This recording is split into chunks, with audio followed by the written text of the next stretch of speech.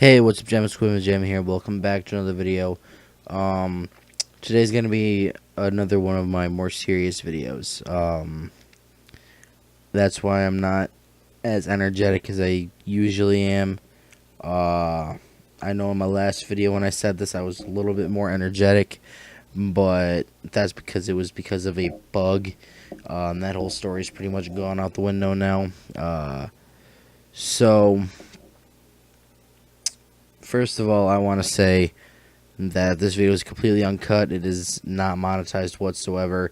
Not like I monetize much of my videos anymore, or at all, but this video is not monetized. It will not be monetized. This is for the purpose of getting this message out. Um, so,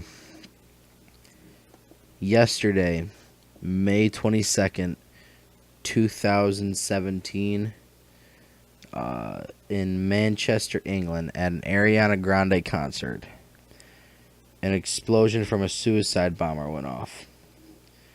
Now I believe they said the time was 10:35. Whether it was AM or PM, I can't remember. But they put they said it was confirmed that it was a terrorist attack.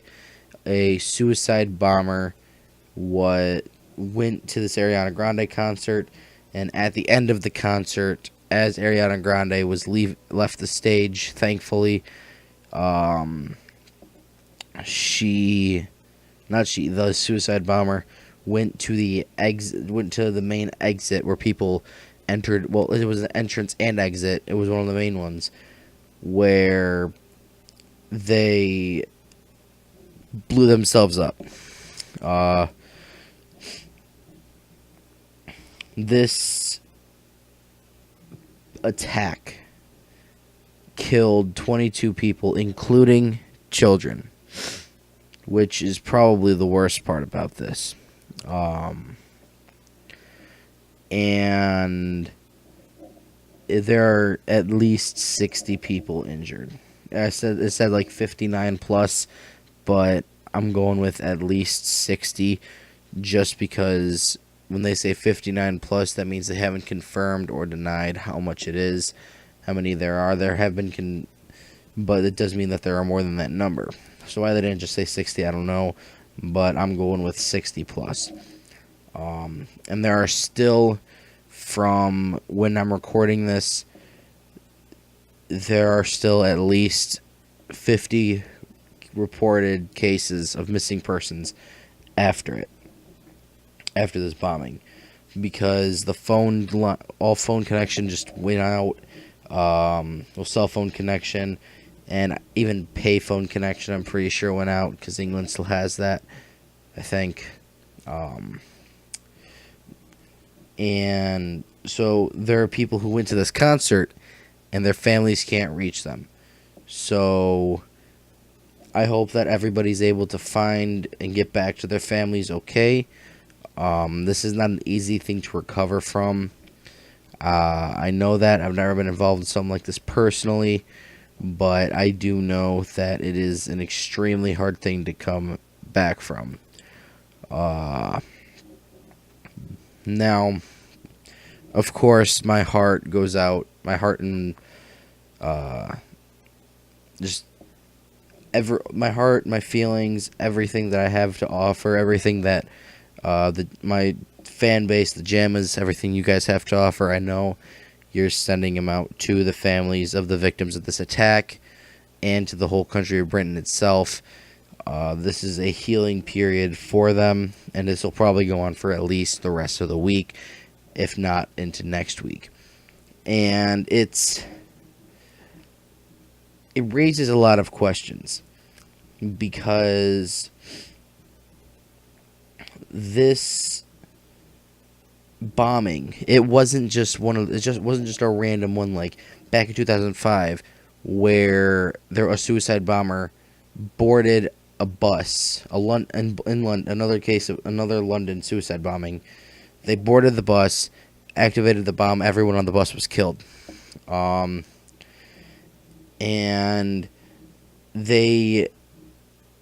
it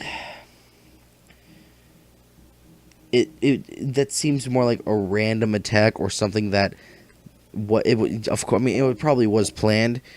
I'm just saying that it's not as planned out as this one was, because an Ariana Grande concert. I mean, come on, this is a planned out act of violence that was supposed to make this terrorist group, which many people believe to be ISIS, considering Al Qaeda's kind of calmed down now ever since ISIS came into the picture.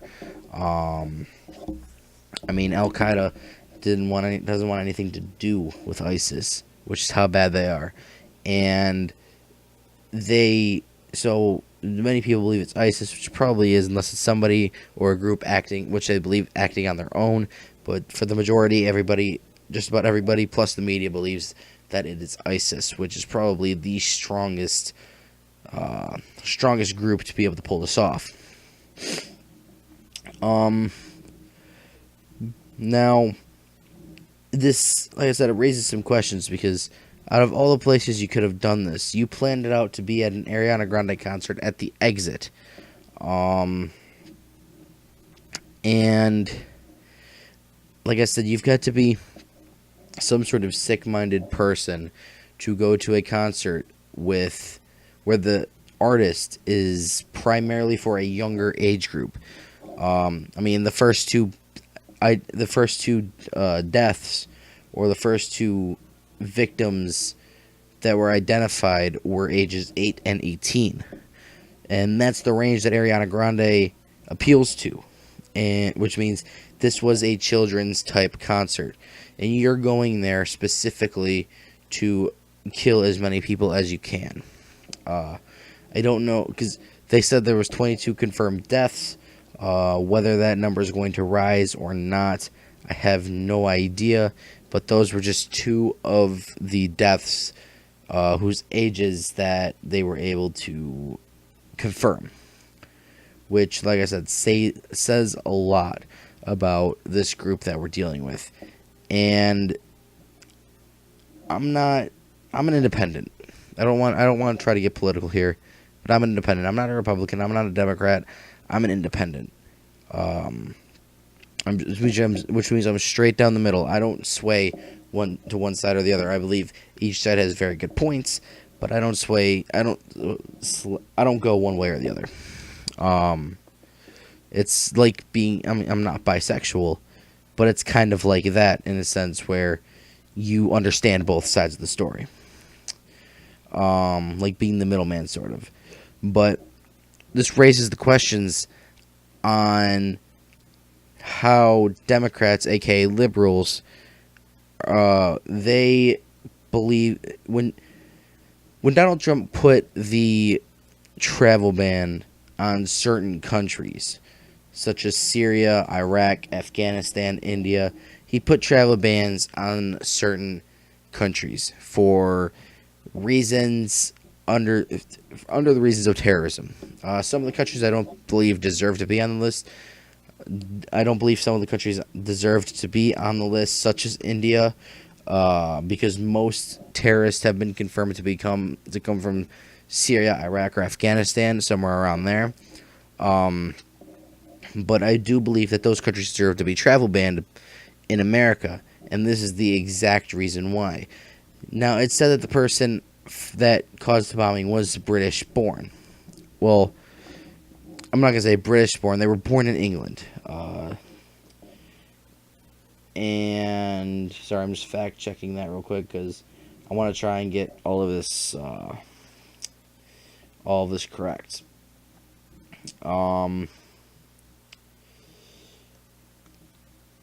It says, it says here that he was born in Britain in 1994. The man's name they said was... I'm trying to find it. I'm looking at Fox News' report on this. There's a lot of stuff. I'm having trouble trying to find whatever the last name Uh, they they're going by Mr. Abidi. Abidi. I don't know. Um, but this man was responsible for killing 22 people, including children. Um, but a lot of people don't believe he was acting alone because this type of thing you don't just do by yourself, such as the bus bombings in 2005 in Britain. Things like this are things that happen with a group of people, or at least more than one. So, what you get with this is a lot more questions than what you started with. How many people were in this group with him? How did the government allow this to happen? How many have they caught anybody else that's in the group? Things like that. And I saw this video on Facebook. I can't really link it, but it was this guy, and he was talking how the best way to stop these things were, and one of them was reinstating the travel ban from Donald Trump to prevent anything from happening like this in our country. And I believe that the Prime Minister of Britain should also do sort of the same thing. I'm not saying completely ban all travel. I'm just saying ban travel from certain places like Donald Trump did. And I know I'm gonna get a lot of controversy about this, but it's true. And I believe the only way to stop terrorism is to not try to negotiate, not try to hope that if we ignore them, they'll stop. Because if we ignore them, they're just going to keep doing what they're doing. Like, if you ignore, a lot of people are going from that standpoint, like a kid that has a bully. If you're being bullied and you just ignore it, the bully's going to realize that doesn't bother you, and one of two things will happen. One, they'll realize it's not bothering you, and they'll stop doing it, thinking, okay, I'm not getting out of this kid. Then they'll go bully somebody else. Or the other thing will happen where if they bully you and you act like it doesn't bother you, well, then they're just going to believe that it's fine and that they can do it as many times as they want and nothing bad will happen. And this type of thing happened back in World War II, where when Hitler was creating the Third Reich, he had this plan to take back all the countries that were lost from Germany after World War I. And what had happened was all of the countries that were part of World War I kind of turned a blind eye to what Germany was doing. They invaded the Rhineland, which, if you guys don't know what the Rhineland was, it was basically no man's land. It was it was pretty much a DMZ.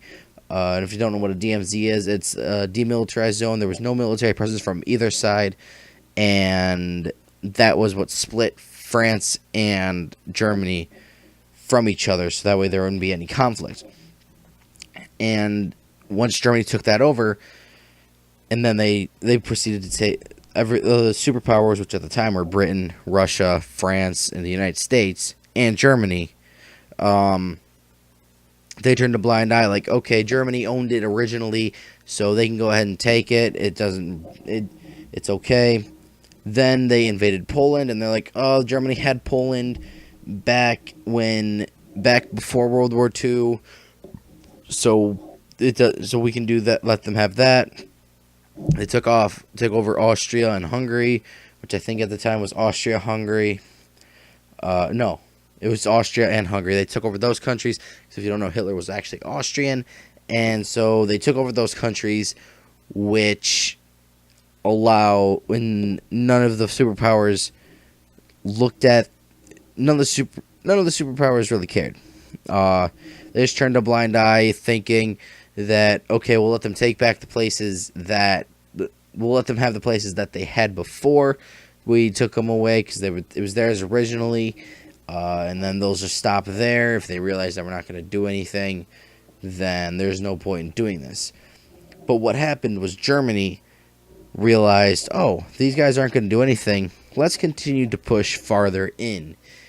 And they ended up going after France. which after that, the Allies and the major superpowers realized, oh shit, they're serious about this.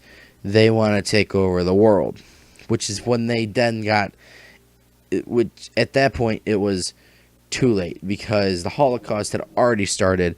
Thousands upon thousands of Jews were being killed, hundreds per day, and Jews were being thrown into these concentration camps numerous times. They living in these horrible conditions, and it was terrible because none of the superpowers knew that this was going on. By the way, Germany kept this really low. Hitler was really good at keeping this on the down low.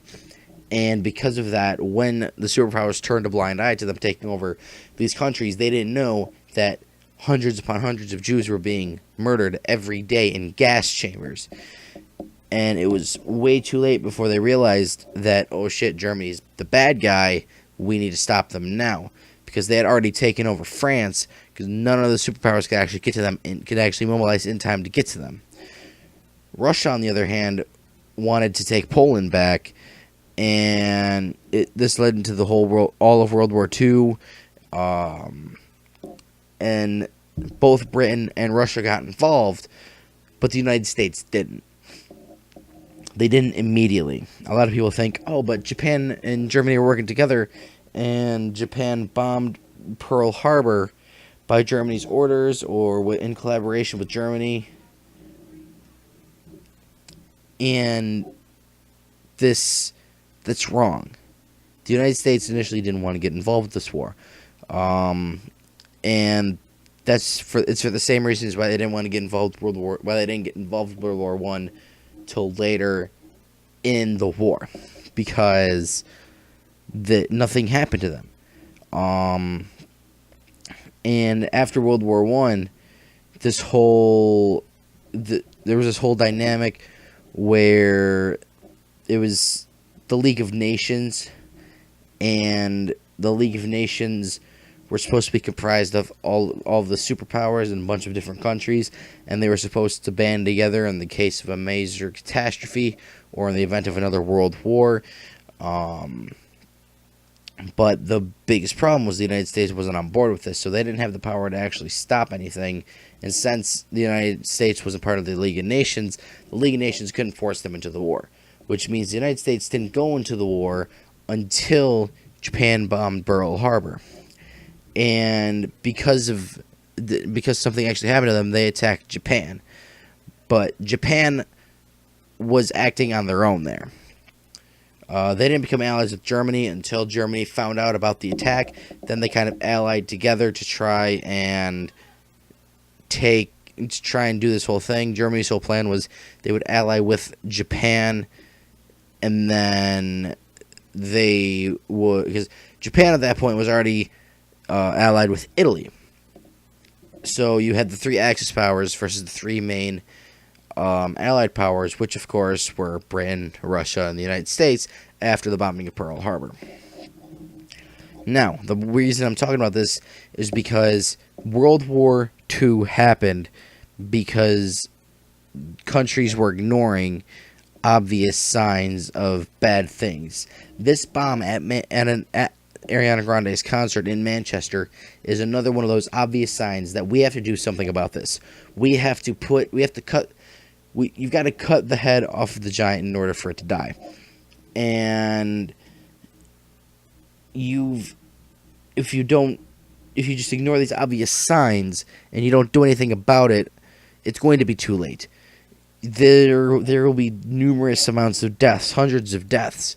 I mean, come on, in the Middle East, ISIS is beheading people. ISIS is on the daily executing people, on the daily posting this stuff to the internet for people to watch. And these are, I don't know how people are just the countries are just ignoring this. And like I said, the only way to kill a giant is to cut its head off. You can't just keep dealing little tiny amounts of damage to the giant, because you're not going to get very far. You've got to cut the head off and take it to him with everything you've got. If you're going to attack this giant, if you're going to attack the giant with some slashes and pokes to the kneecaps and maybe a little bit of a slash on the toes, you're not going to get anywhere. That giant's just going to keep coming back at you harder than the last time. The only way to beat this giant is to go at it full force with everything you have. And yes, I'm bringing D&D into this because it's a great way to kind of get it across to you guys without trying to go into historic details or political details. Like I said, you just gotta go full force with everything you have at the giant to take it out. Now, it'll take a little bit to take this giant out, but if you go full force with as much as you can possibly throw at it, it will go down in time. Whether it be quickly, whether it be slowly, it doesn't matter. It will go down. And once that giant's down, it is not a threat anymore. You have officially cut off the head of the giant. It's done. You can go back on your merry little way, wandering your path until the next challenge comes along, until that next giant comes along. Then you deal with it the same way you dealt with it last time. You throw what you can at it as soon as possible, get the jump on it before it turns into this beatdown. And like I said, that's the best way I can explain it. And if you guys don't know what I'm getting at, for all of you people who don't know role-playing D&D style terms, I know most of you guys should, but for those of you who don't, because I know a lot of you guys are subscribed to me for my gaming content, what I'm talking about is we as the superpowers, Britain, America, France, Russia, we need to throw what we can at it as soon as possible. If we can go in there, I know people hate it when people suggest sending troops to the Middle East and the war zones and whatnot, because they think it is pointless. But that's the problem. If you think it's pointless, these terrorist groups are going to keep doing what they're doing. They're going to keep doing this because they don't think you guys care enough. And if we don't send, and it's sad to say, I don't like seeing our troops go into the Middle East either, because there are those who will not make it back. And it's sad to say, but if we want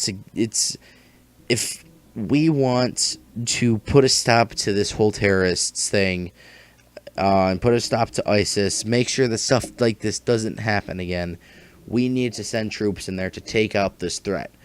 Like I said, we need to send whatever we can. We need to throw whatever we can at the giant to cut its head off. Once its head is cut off, it's dead. And I keep reinstating that point specifically because that's I'm just trying to get it across to you guys. I can't explain it more or better than that. It's just the best way I can convey it to you guys. I mean, come on. One of the victims was 8. Like, if these terrorist extremist groups and Islamic extremist groups are going far enough to attack a kids pop show, where the entertainment is specifically for children, hence why it is called a kids pop show, you need to be stopped. So why aren't we doing anything about it?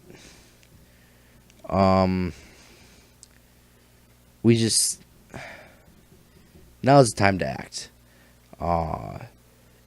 This is the chance. This is a chance we have to put a stop to it. And if we don't put a stop to it, something else is going to happen. And maybe it won't just be a pop concert. Maybe it'll be in the middle of a mall where people are shopping for their families, and they won't be able to make it back with those gifts for their families. Or maybe they'll go into New York, and there'll be a bomb. Somebody will suicide bomb in the middle of Times Square. Like, I don't want to try and scare anybody, but these things could happen.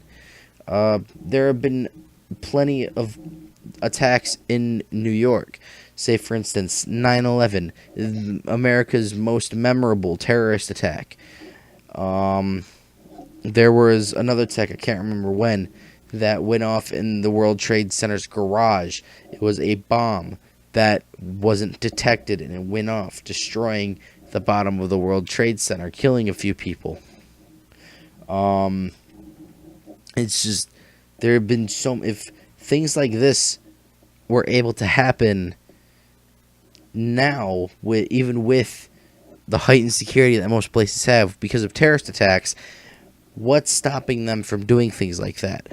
If we don't have with the heightened security, if they can't find and stop somebody with a bomb in the middle of a pop concert with children there, then what's stopping them from going into an extremely populated area and just setting themselves off? Like, no, I know here in America we have very heightened security. We have numerous things that we look for, and in New York especially, after 9/11, the police are specifically trained to look for signs of terrorist attacks. But there are a bunch of other countries that don't have that luxury, such as Britain. Britain's police officers, I've heard a lot of stories, but one of the most consistent stories I've heard is that they don't carry guns. They carry giant metal, like, bats, what we would consider nightsticks, or police batons or security batons, stuff like that. They carry those. And when that's all you have, you don't have a very reliable source of defense when it comes to range. And I don't know what Britain's police training Britain's police go through for, but whoops, hit my mic. What Britain's police training goes through to look for signs of terrorist attacks or some sort of bomb threat. I know they probably have a bomb task force in each city that can identify mysterious packages and whatnot, but they won't always be around. It's up to normal police officers that are just patrolling the streets, making sure everybody else is safe, to identify when something or someone is a threat. And if security at a children's concert couldn't identify a man that could have been a potential threat turned into a real threat with a bomb, then what's stopping somebody from, like I said, going into Times Square and bombing that? So yeah, that's all I've got to say on the matter. Sorry this is such a morbid subject, and I know a lot of you guys will probably want to talk about this in the comments. Please feel free to, if you guys have anything if you guys know people who were part of the attack, people who died in the attack, anyone that was missing from the attack, or if you were there, please message me on Twitter, message me on Facebook, Instagram, even Tumblr. I go on there from time to time. My most reliable place that you can find me would probably be Facebook or Twitter. But if you guys need to talk to me about anything regarding this subject, I am always open to talk. Also, I know that a lot of the Jammas here on my channel are very supportive of anything that happens. they're very supportive of me and everyone, all the other Jammas. So if you, I'm sure one or two of them would be more than happy to help you or talk with you or whatever in the comments section. So yeah, post in the comments if you guys just talk about this in the comments. If you want to talk about something, like I said, you can message me. Better to message me on Facebook and Twitter than anything. All that stuff's in the description below. So yeah, that's gonna be it for this video today, guys. Yeah, just remember my thoughts and everything, all my thoughts, feelings, just everything I can think of that's nice goes to the families of goes to the families of the victims whose lives were lost in this bombing. And my hopes and thoughts go out to those who haven't been able to get back with their family, those who have been reported missing. I believe that hopefully they can find their way back to their family. So yeah, thank you guys so much for watching. My name is, as always, Cool Man with Jamma, and I'll see you guys later. Stay safe, Jammas. See ya.